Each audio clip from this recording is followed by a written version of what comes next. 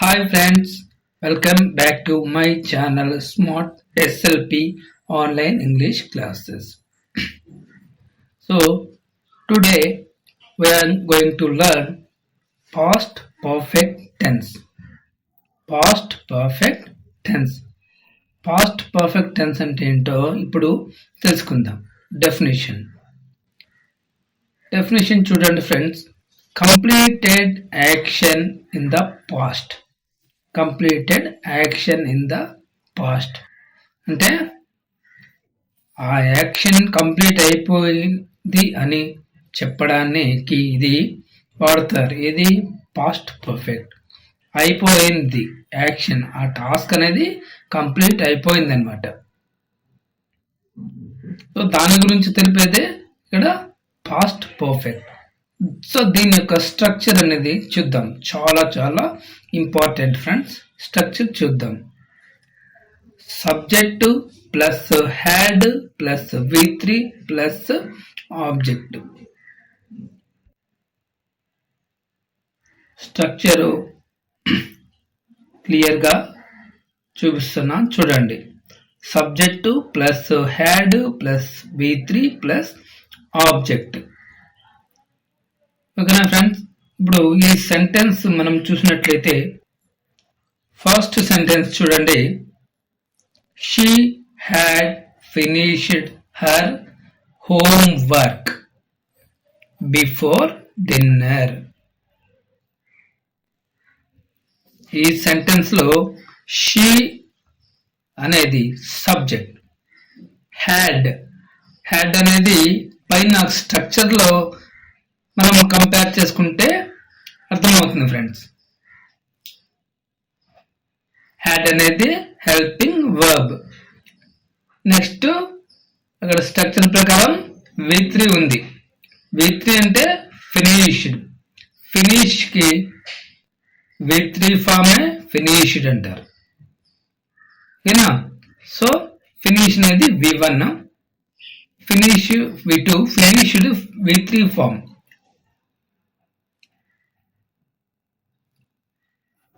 Her homework before dinner అనేది object. పైన structure తో కంపేర్ చేసుకుంటే మనకు క్లియర్ గా అర్థమవుతుంది. సో నెక్స్ట్ ఇంకో సెంటెన్స్ చూద్దాం. Sentence number 2. Train had left the station. Train had left the station. Train అనేది సబ్జెక్ట్, హ్యాడ్ అనేది హెల్పింగ్ వర్బ్, లెఫ్ట్ అనేది V3 ఫామ్ కదా. ఏంటంటే లీవ్ లెఫ్ట్ అనేది V3 ఫామ్. సో ఆబ్జెక్ట్ ఏంటి? ద స్టేషన్ అనేది ఆబ్జెక్ట్ గా చెప్పవచ్చు. ఇప్పుడు కానీ ఒక చిన్న క్లూ ఎగ్జాంపుల్ చెప్తాను చూడండి ఫ్రెండ్. ఒక సెంటెన్స్ ని మనం ఏ విధంగా డివైడ్ చేస్తాము అంటే సబ్జెక్టు, ఆబ్జెక్ట్, వర్బ్ గా మనం కన్సిడర్ చేస్తాం. సో అదే విధంగానే ఇక్కడ సెంటెన్స్ ని 3 భాగాలుగా చేసుకోవాలి, 3 పార్ట్స్ గా డివైడ్ చేసుకోవాలి. అది ఆ ఇచ్చిన స్ట్రక్చర్ ప్రకారం మనం కన్సిడర్ చేయాలి. ఫర్ ఎగ్జాంపుల్ ఇది పాస్ట్ పర్ఫెక్ట్ టెన్స్ కాబట్టి దీనిని స్ట్రక్చర్ ప్రకారం చూద్దాం. దీని యొక్క structure subject plus verb plus had plus V3 plus object.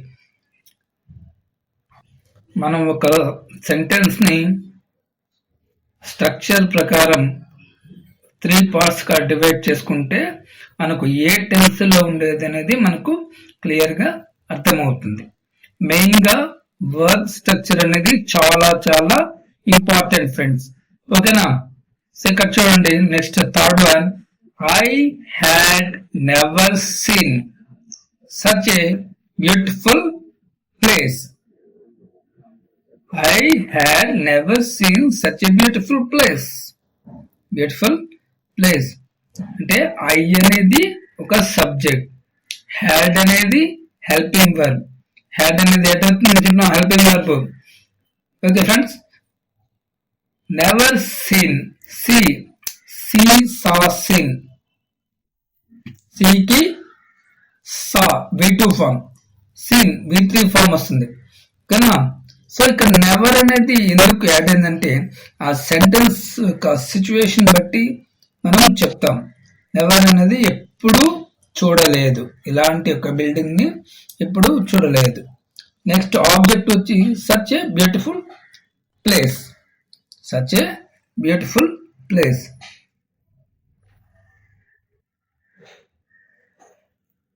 Next one, we had finished the task before 5 a.m. We had finished the task before 5 a.m. We అనేది ఒక subject, I, we, he, she, it అనేది subject గా మనం చెప్పవచ్చు. Had అనేది helping verb add అవుతుంది. Had అంటే past perfect, had been అంటే పాస్ట్ పర్ఫెక్ట్ కంటిన్యూస్. సో అదే తర్వాత చెప్పుకుందాం. ఫినిష్, ఫినిష్ కి V3 ఫార్మ్ ఏంటి, ఫినిష్డ్, V3 వచ్చిందా. సో నెక్స్ట్ ఆబ్జెక్ట్ ఏంటి, ద టాస్క్ బిఫోర్ 5 AM. ఓకేనా ఫ్రెండ్స్, ఇప్పుడు క్లియర్గా అర్థమైంది, ఈ వీడియోలో క్లియర్గా అర్థమైంది అనేసి నేను అనుకుంటున్నాను. If you like this video, like, share and subscribe. Thank you so much. ఈ వీడియో కనుక మీకు నచ్చినట్టయితే లైక్ చేయండి, షేర్ చేయండి, కామెంట్ చేయండి. మరిన్ని వీడియోస్ కోసం మా ఛానల్ని సబ్స్క్రైబ్ చేసుకోండి. Okay friends, see you after next class.